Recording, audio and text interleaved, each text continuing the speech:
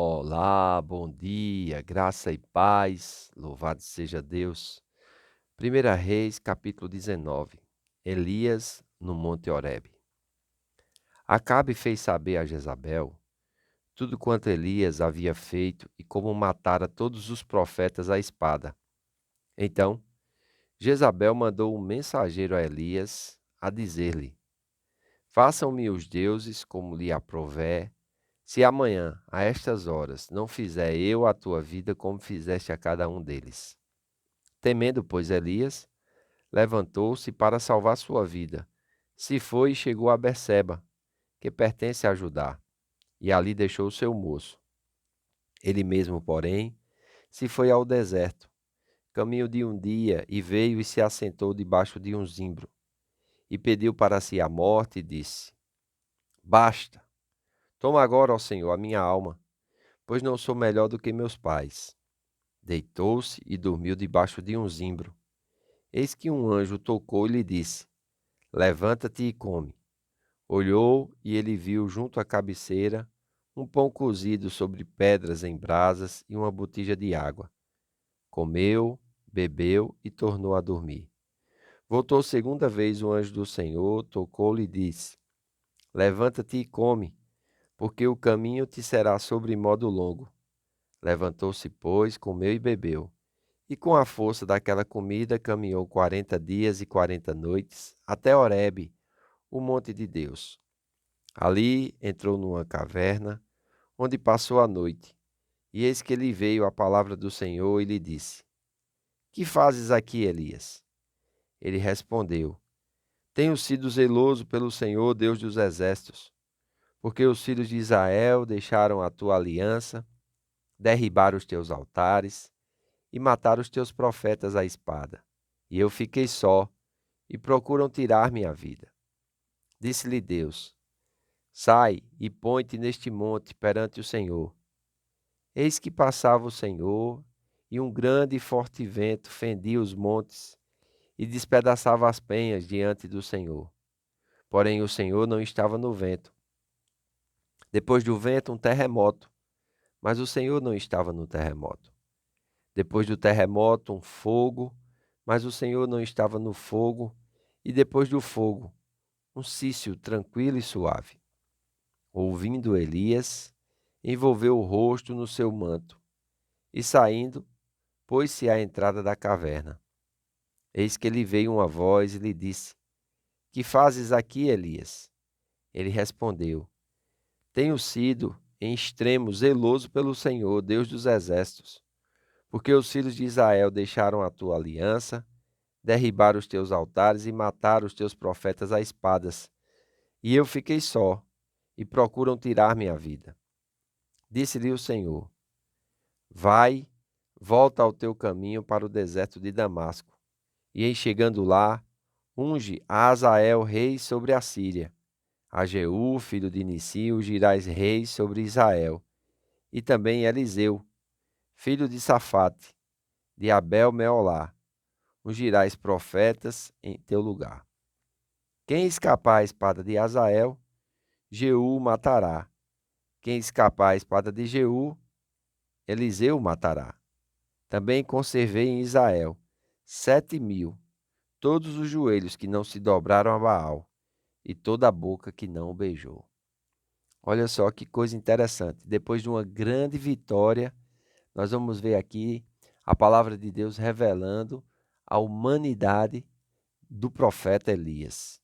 Elias era um homem poderoso? Sim, mas por causa do poder de Deus. Não havia poder nele mesmo.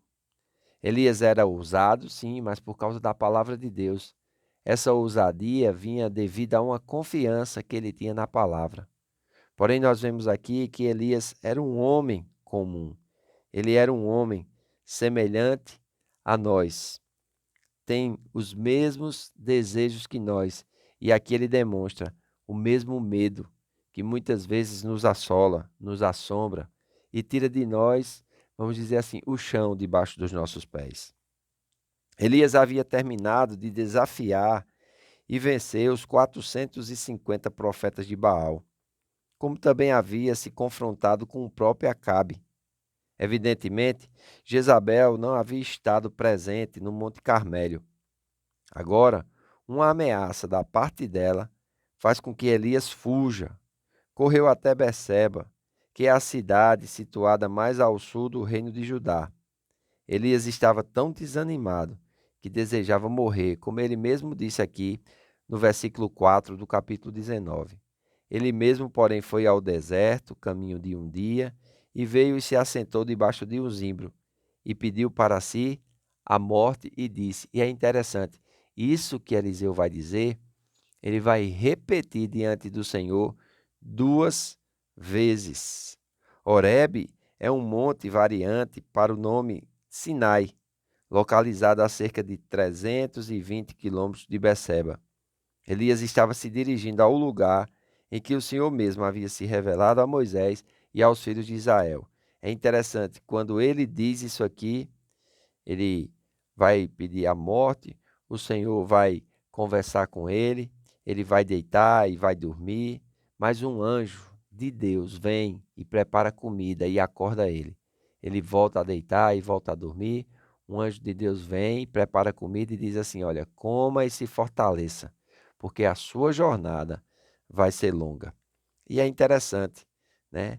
Mesmo ouvindo e pedindo a morte, Deus ainda trata esse profeta com muita graça, com muita sabedoria, né? Diz assim que ele caminhou 40 dias e 40 noites até Horebe, o monte de Deus.